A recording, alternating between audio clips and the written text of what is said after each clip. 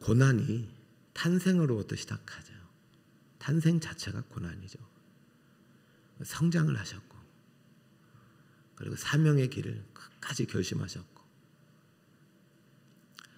예루살렘에 들어가신 것은 고난 당하러 가신 것이 아니라 고난을 끝내러 가신 거예요. 결국 예수님께서는 온 생애가 고난의 길이에요.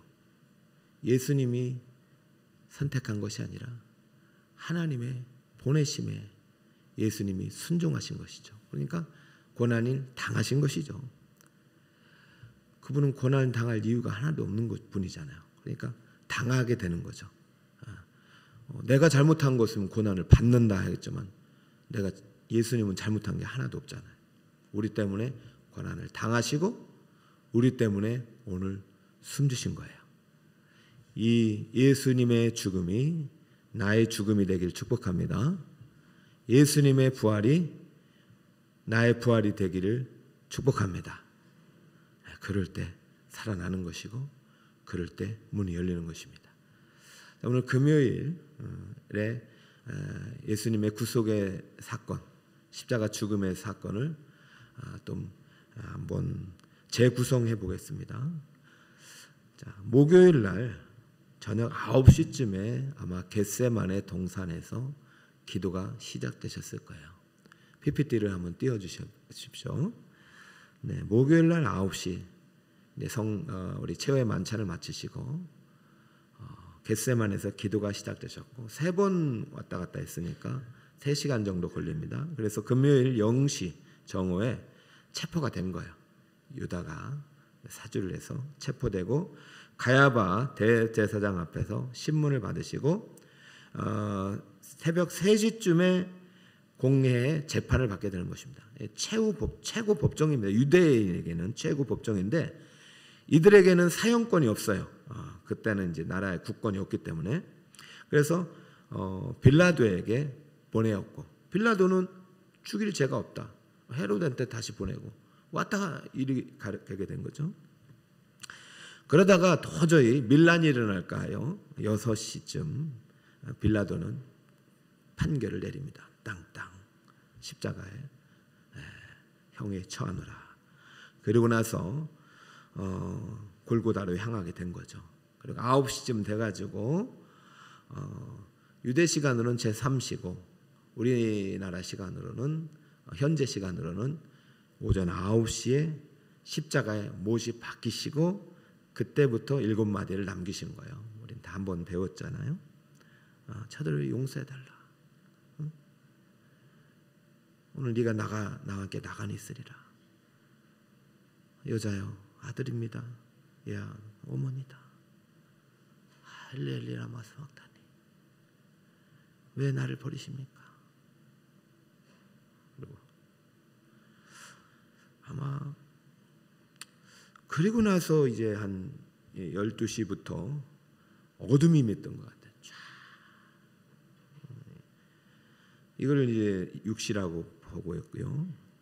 3시 다 이뤘다. 내가 목마르다. 다 이뤘다 하시고 아버지 손에 부탁합니다 하고 떠나신 거예요. 그래서 십자가의 시간은 이제 6시간이지만 여러분 생각해 보세요. 이 시간만이 고난이 아니죠. 여기까지 오는 길이 고난이었고 십자가 고난이 끝나는 시간이에요. 믿으시기 바랍니다. 여러분 십자가를 붙잡는 순간 고난이 끝나는 거예요. 십자가의 길은 고난의 길 맞지만 십자가의 길은 고난이 끝나는 길이에요. 여기 같이 들어가야 끝나는 거지. 고난을 내가 수용해야지. 사실 고난은 내 고난이잖아요. 그리고 여러분 예수님을 따라 십자가의 길을 가는 사람은 고난이 없을 수가 없어요. 왜 예수님이 내 대신 고난을 다 당하셨는데 맛이라도 봐야 되잖아요. 맛이라도. 근데 그렇게 원망하고 불평하고 왜 나에게만 이 고난이 오느냐. 왜 나에게만 오는 것이 아니라 고난은 다 있어요. 고난의 끝이 뭐예요? 죽음이잖아요. 십자가는 이 죽음을 끝내는 자리예요. 예수님이 죽음을 통해서 고난을 끝내러 오늘 이 시간 십자가에 오르신 것입니다. 그래서 사실은 예수님께서 이제 오전 9시부터 오후 3시까지 6시간이잖아요. 그래서 오늘 하루만큼은 여러분들께서 한 끼 정도 금식하는 게 좋습니다. 사실 뭐 안 해도 되지만 오늘 하루만큼 한 끼 정도 금식하면 좋고, 또 정말 간절한 또 예수 그리스도에 대한 구속의 그 은총 속에서 한 번 더 깊은 주님의 은혜를 경험하고자 하면 오늘 하루를 금식함이 또 좋습니다. 그것이 십자가의 길을 경험할 수 있는 또 좋은 또 이제 가이드입니다. 오늘 누가는요 44절에 6시부터 온 해가 빛을 잃고 온 땅의 어둠이 임하여 9시까지 계속한다라고 기록한 다음에 45절에 죽음 바로 직전에 마태와 마가, 누가, 요한 다 이런 죽음을 기록했지만 누가만큼은 좀 순서를 바꾼 것이 있는데 그것이 휘장에 찢어진 사건입니다. 45절을 볼까요? 성소의 휘장이 한가운데가 찢어지더라. 그리고 나서 이제 46절에 숨지시더라 이래 된 거거든요. 근데 마태, 마가는 먼저 숨이 지신 다음에 성소의 휘장이 찢어졌다. 이 순서를 바꿨어요. 여러분 우리에게 뭘 요구하느냐? 휘장을 더 읽으라는 얘기. 휘장을. 우리 예수님 이미 돌아가셨고 부활하셨어요. 어느 신학은요 죽음의 신학이 없어요. 부활의 신학만 있어요. 여러분 부활은 십자가 죽음 없이는 없어요. 그러니까 부활이 없는 신앙도 그것도 잘못된 거지만 죽음을 건너뛴 부활은 없어요. 그러니까 죽음을 알기 위해서는 반드시 휘장을 알아야 돼요. 이 죽음의 의미가 휘장 안에 있다는 거예요. 누가는 공부를 잘해서 이렇게 본 게 아니라 그런 바울과 함께 십자가의 길을 걸어갔던 바울과 함께 주님의 길을 걸어가면서 깊이 깨달은 거예요. 자, 그럼 이 휘장의 의미가 무엇인지를 오늘 이 시간 잠시 나누고 기도 제목을 삼을까 합니다. 예수님의 죽음과 성소의 휘장은 밀접한 관련이 있습니다.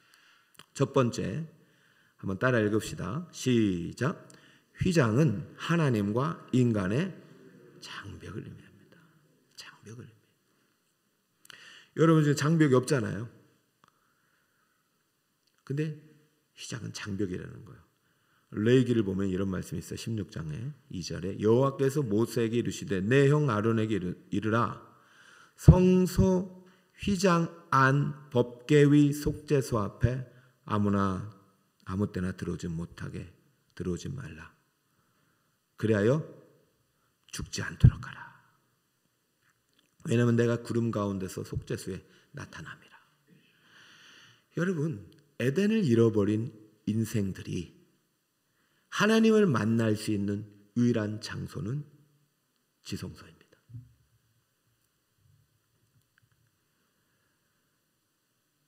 여러분 하나님을 만나는 게 우리 너무 가볍게 예배를 드리잖아요. 때로는 늦기도 하고 빠지기도 하고 와서도 그냥 마음의 준비도 없이. 하나님을 만나는 것은요 죄인이 하나님을 만나는 것은 죽음을 각오하고 만나는 겁니다. 아무 때나 오는 게 아니라 1년에 딱 한 번 아무나 만나는 것이 아니라 대제사장만 들어오게 하셨습니다. 대제사장만 만날 수 있었습니다. 그것도 속죄의 피를 가지고. 대제사장은요 팔팔 떨고 가는 거예요. 그리고 들어갈 때도요 성소 앞에 불을 제단 위에 불로 했어야 돼요. 밝혔어야 돼요. 근데 아론의 두 아들들은 자기 멋대로 하다가 죽었잖아요. 그리고 지금 우리는 수백 번 죽음을 경험할 수도 있어요. 오늘 다시 한번 예배에 정말로 하나님 앞에 거룩함과 경외함과 하나님 앞에 우리의 진실한 또 예배 또 마음이 회복되기를 축복합니다. 하나님 만난 건 두려운 거예요. 그래서 예배는 경외함, 두려움을 가지고 하나님을 정말로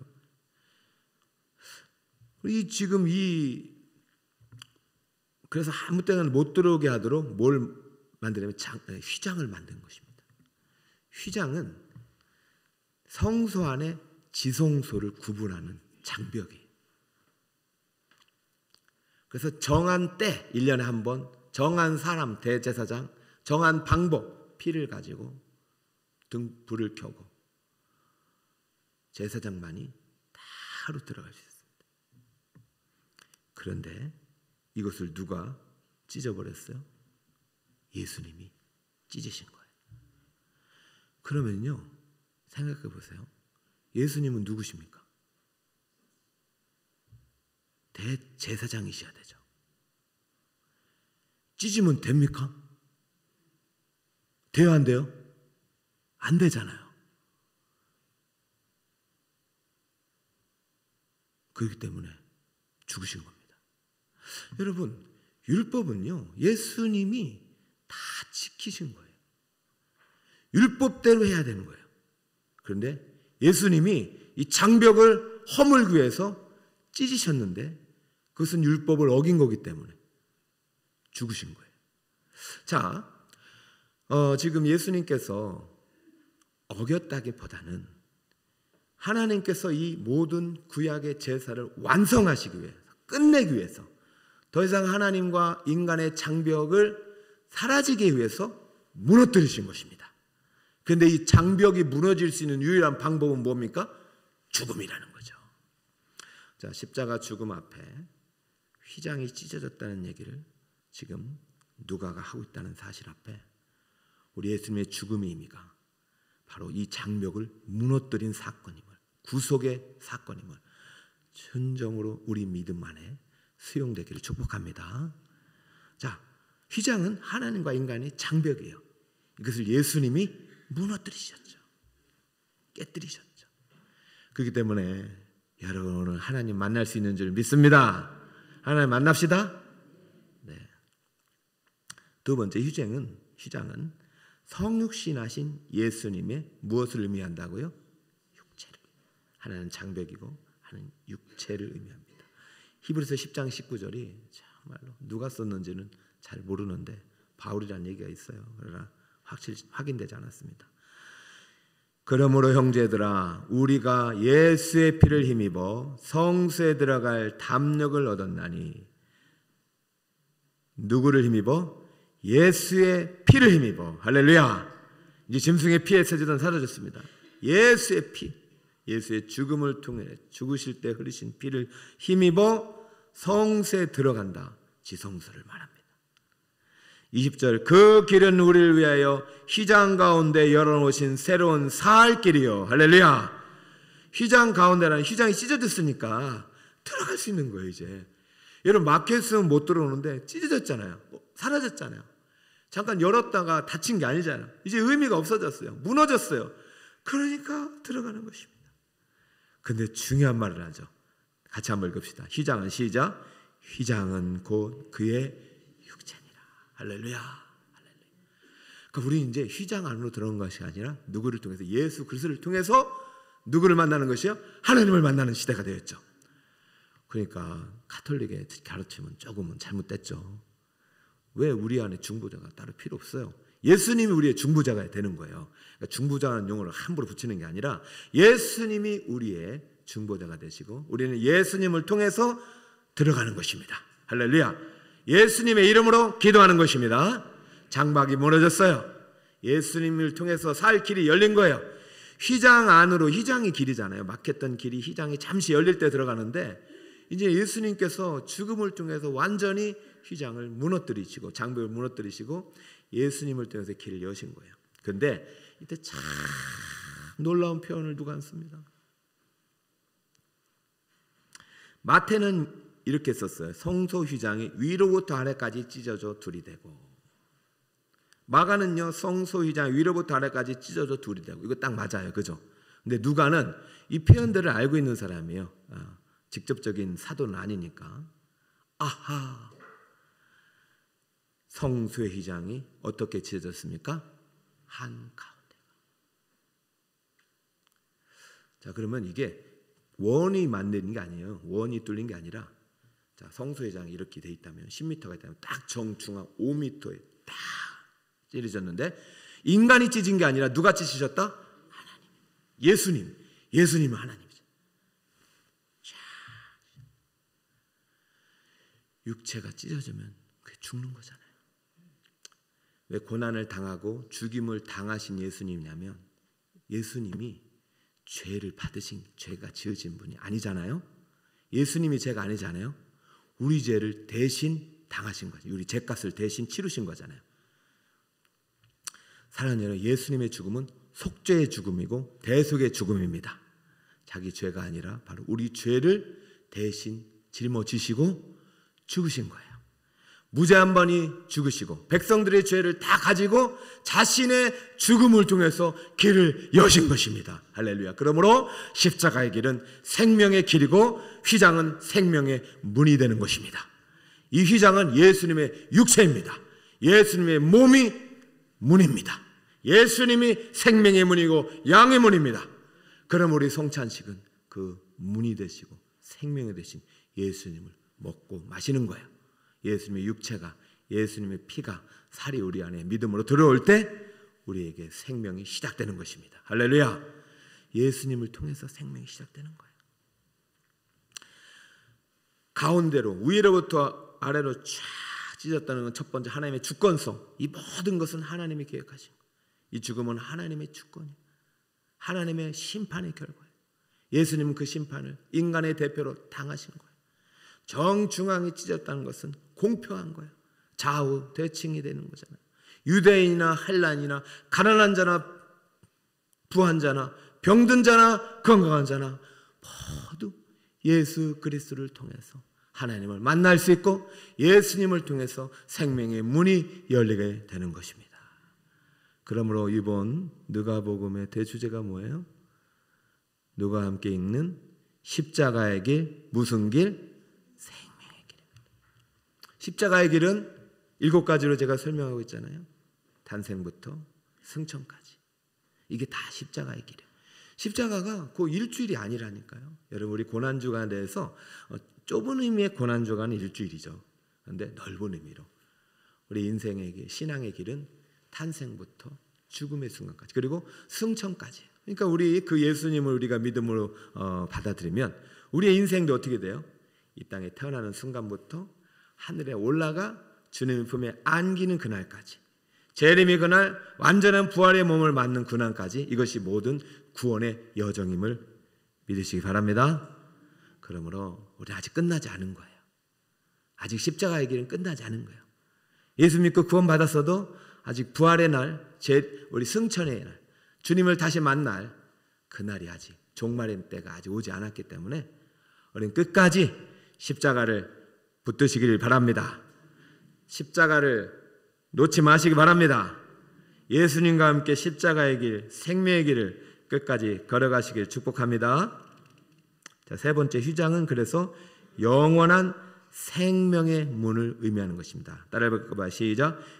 휘장은 영원한 생명의 문을 의미합니다. 히브리서 6장 19절 우리 같이 한번 읽어볼까요? 시작. 우리가 이 소망을 가지고 있는 것은 영혼의 닷 같아서 튼튼하고 견고하여 휘장 안에 들어가나니 그리로 앞서가신 예수께서 멜기세덱의 반차를 따라 영원히 대사장이 되어 우리를 위하여 들어가셨느니라. 할렐루야. 휘장의 세 가지 의미를 배웠죠. 첫 번째는 뭐였어요? 장벽이에요. 하나님과 인간을 가로막는 장벽. 두 번째는 뭐였어요? 성신의 예수님의 육체예요. 세 번째는 무슨 문? 생명의 문이에요. 근데 이 생명의 문을 누가 제일 먼저 들어가셨어요? 우리의 영원한 대제사장이 되어서 예수님 먼저 들어가셨어요. 대제사장만 들어갈 수 있어요. 근데 구약의 제사장은 짐승의 피, 자기 게 아니에요. 짐승의 피, 불완전한 피로 가지고 들어가셨지만 신약에 오늘날 우리 교회 시대에 우리의 영원한 대제사장은 단 한 분 누구이십니까? 예수님, 목사님이 아니에요. 장로님이, 집사님이, 권사님이, 부모님이 아니에요. 누가 대제사장이에요? 예수님. 예수님이 자기 피로 들어가신 거예요. 그렇기 때문에 이제 제사는 사라지고 예배의 시가 내가 열린 것이고 죽음의 때는 끝나고 생명의 때가 열린 것이지 하나님께 마음대로 나가는 것이 아닙니다. 이제 우리도 구약의 모든 율법을 완성하신 예수님을 따라 예수님의 이름으로 믿음을 가지고 이 생명의 문을 들어갈 수 있기를 축복합니다. 예수님이 먼저 들어간 생명의 길, 살 길을 우리도 믿음으로 들어가시는 우리 성도님 되시기를 예수 그리스도의 이름으로 축복합니다. 그리고 이제 결론이 46절에 아버지 내 영혼을 아버지 손에 부탁하나이다 하고 숨지셨어요. 여러분 시장을 읽어보셨나요? 저도 50년 넘은 인생 살면서 시장을 이렇게 처음 읽었어요. 대부분의 그리스도인들이 이렇게 안 읽어요. 비그리스도인들은 관심도 없죠. 휘장이 무슨 의미가 있나? 왜 우리가 예수 믿고 나서도 십자가의 길을 걸어가야 되느냐? 원래 우리는 하나님을 만날 수 없는 죄인이었답니다. 예수님 없었다면 우리 여기에 올 수 없어요. 이 시간이 얼마나 소중한지 몰라요. 근데 자꾸 잊어버려요.